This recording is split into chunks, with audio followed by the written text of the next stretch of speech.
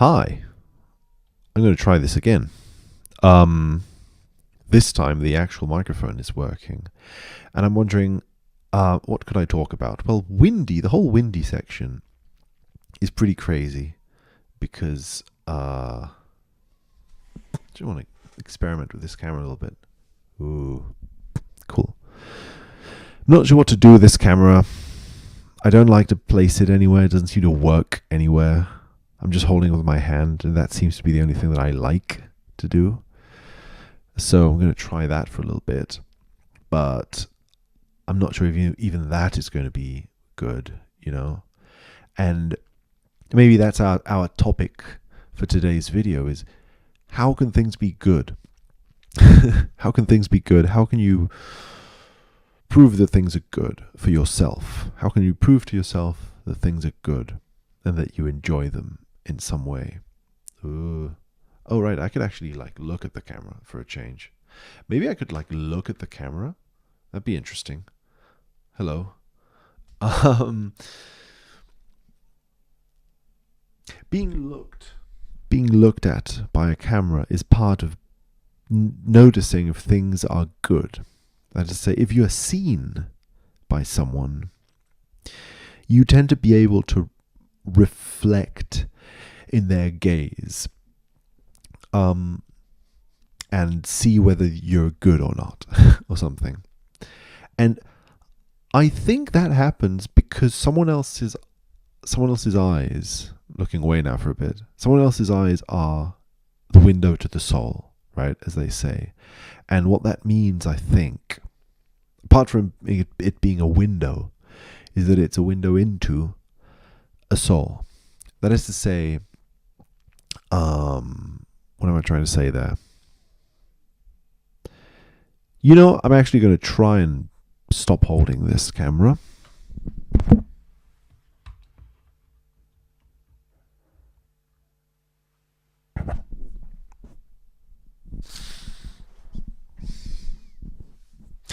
I still need to hold you a little bit, I think. I'm nervous of talking about you, camera, without holding you. So I need to hold you a little bit. So there's a care and an affection there as well. I'm holding the camera. I'm holding you, the camera, kind of, right? Why? Well, I think because this object brings me peace.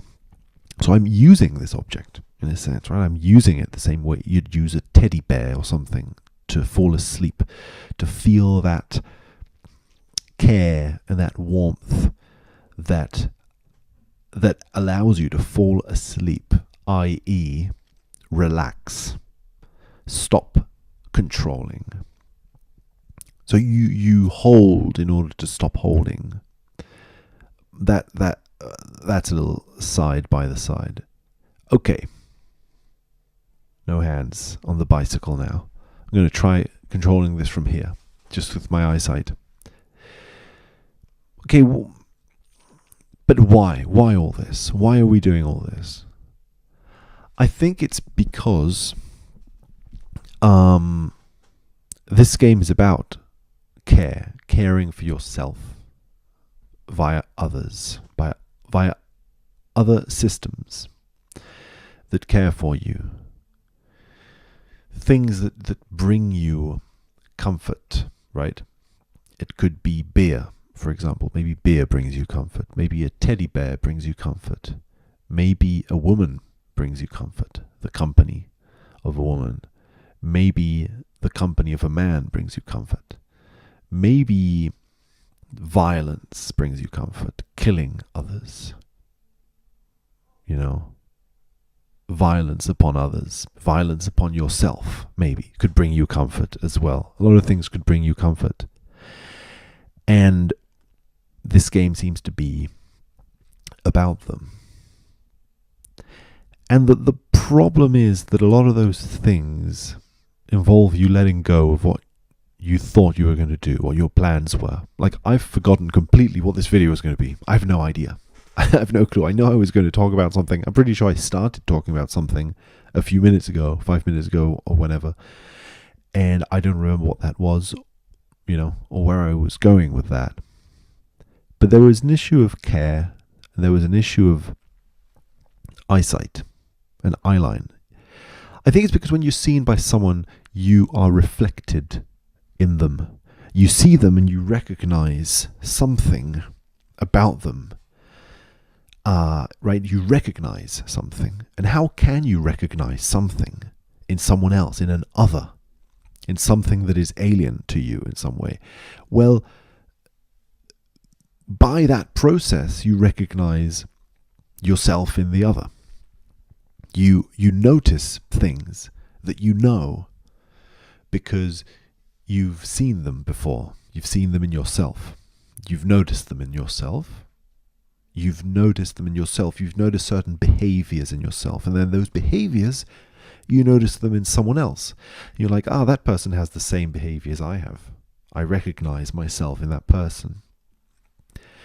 I think masculinity has to do with those things, whereby masculinity is like a series of behaviors, and you recognize them. You recognize those behaviors. And if you behave in a certain way, everyone will say, oh, look at that person, they're really masculine.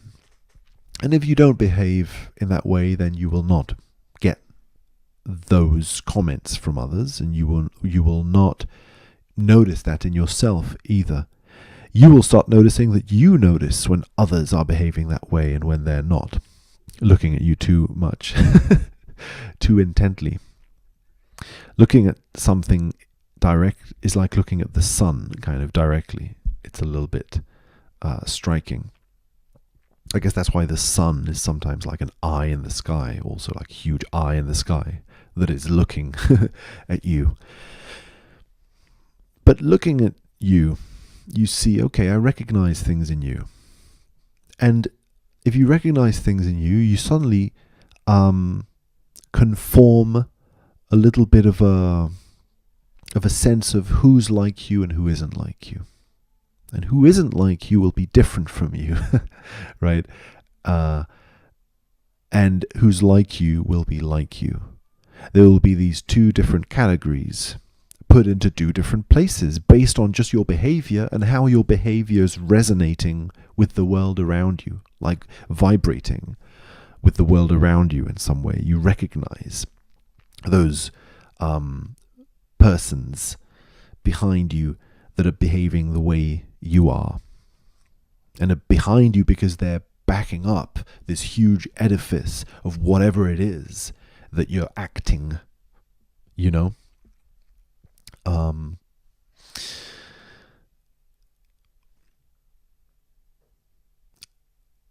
This game somehow is a little bit like a game about masculinity, in the sense that it's a game about how masculinity happens to be in such a way that it kind of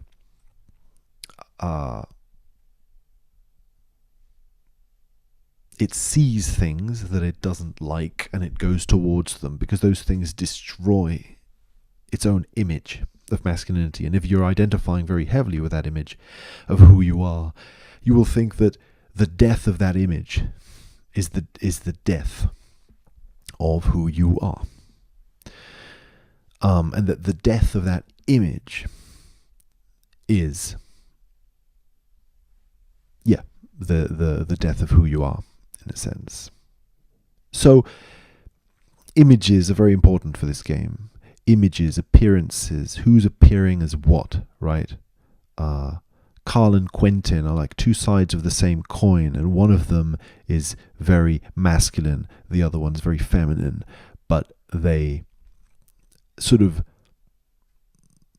don't like each other. They coexist, but they don't like each other. They perceive each other in the other, and they're like, yeah, no, that's not part of me in any way. However, they do perceive each other in the other.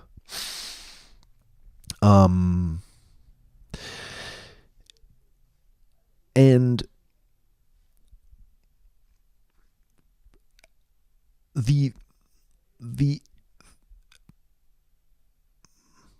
interesting thing then, I suppose, is what role does femininity play in this? I think femininity plays the role of the opposite of masculinity. in the sense that it is what masculinity, as in the ego that identifies as masculinity, identifies with this like behavior. And it's this shared behavior that is shared amongst a lot of different other people. And that behavior, it's almost as if in order to identify with it fully, you really need to embody it fully. And any mistake will be seen as something that isn't masculine, that doesn't belong to that group. And so you will try to commit less mistakes. And those mistakes will get relegated to whatever it is isn't masculine. And I think that this happens in the ego dynamics as a whole, sort of thing. I think it's sort of, it's the way in which the ego is trying to survive and not die, as it has identified with a strong sort of personhood that it doesn't want to lose. And if that personhood is linked very strongly to an archetype, the archetype of masculinity, this shared behavior, anything that doesn't sort of partake with that behavior as shared will be whatever is opposite to that behavior, in a sense. And so what's interesting is that you can't embody an archetype. It's impossible. You can't embody an archetype. An archetype is a person that is beyond the person, in a sense. An archetype is a person that's way beyond the person. It's huge compared to the person, right? Because it's a shared thing. It's huge. It's shared through space and through time. It's this shared behavior amongst a lot of other people. You can't be that big. You really can't. You can embody a sort of disguise of that sort of bigness, but you can't really be that big. Being that big will only cause suicide. It'll only cause you to kind of destroy yourself, in a sense, because you aren't that thing.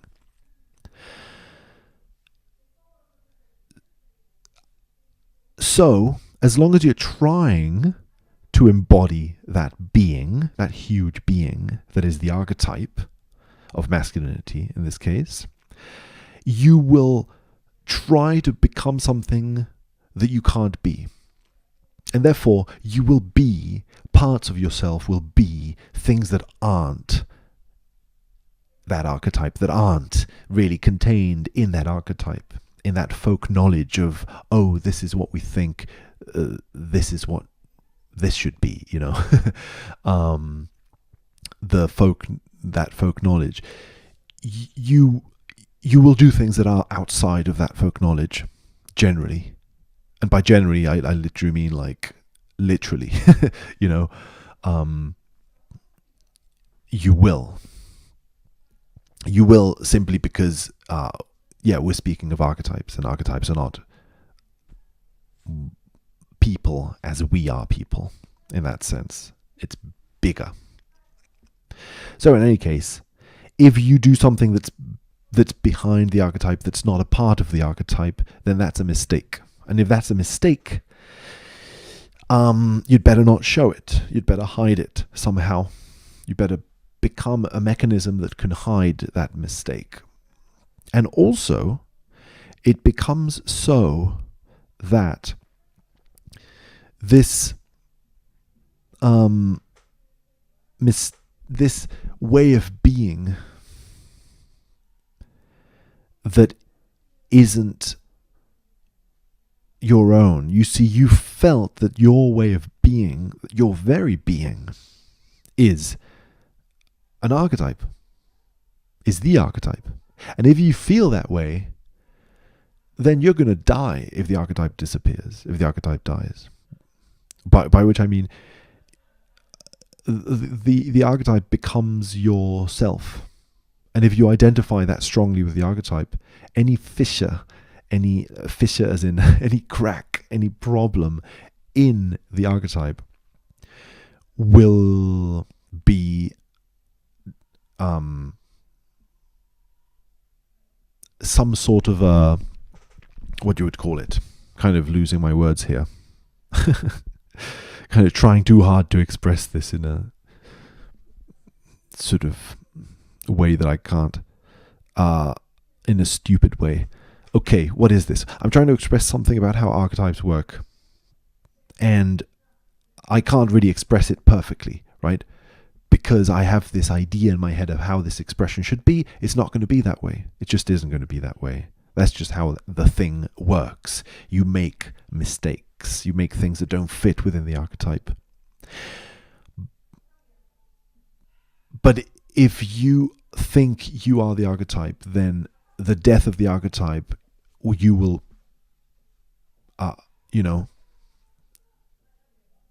will be what you think to be your death.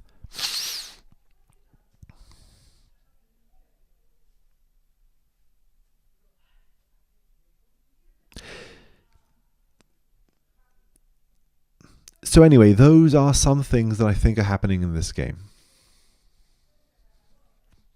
Things related to archetype, things related to masculinity, things related to femininity. Femininity is the opposite of masculinity as perceived by masculinity itself, who is identifying with a man and then perceives a woman and sees, oh, this is the opposite of me, and therefore thinks, this is who I am not, this is the opposite of me, and that carries with it its whole charge.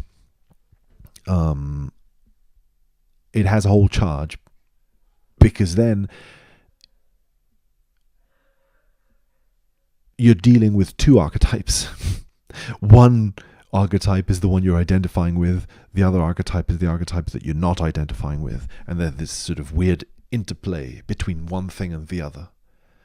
And they can't quite coexist in a full way because they both belong to archetypal heaven or whatever, right? They don't really belong to the world of people. The world of people is,